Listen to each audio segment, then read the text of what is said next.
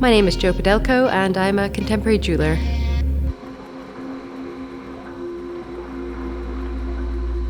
My journey to jewellery was a bit of an unusual one, I think. I had no idea what I wanted to be when I was growing up, and that kind of continued right up to university age. It wasn't until I was working in a part-time dead-end job that I took an evening class in jewellery making and had that kind of light bulb moment when you realize that you know what you're supposed to do with your life. So at that point I had no idea how to even draw, so I took a portfolio course. I was accepted into Edinburgh College of Art, and the rest is history. What really interests me is that jewellery has always had a place in society from the dawn of man.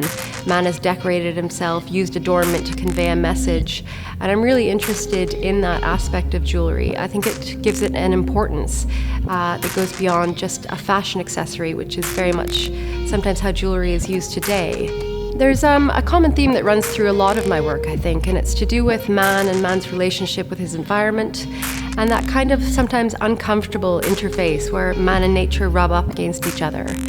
My current work references the decline of the bee population and looks at, from my idea anyway, what it might be like if bees were to stop collecting honey and instead start collecting consumer goods in the way that humans do. Visually, I like to think of my work as having a look of bad honey.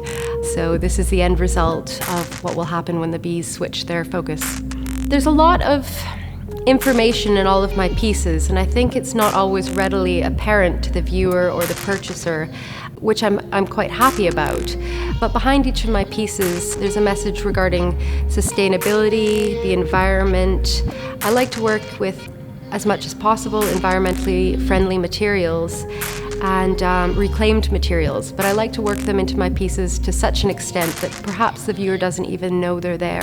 For the past 18 months I've been working in this caravan that's parked on my mum's property, and I'm about to buy my own studio, my first studio, bricks and mortar, in the central belt of Scotland, and so I'm really excited. It'll be the first time I'll have a public-facing aspect to my work, and I'm really looking forward to seeing what that brings.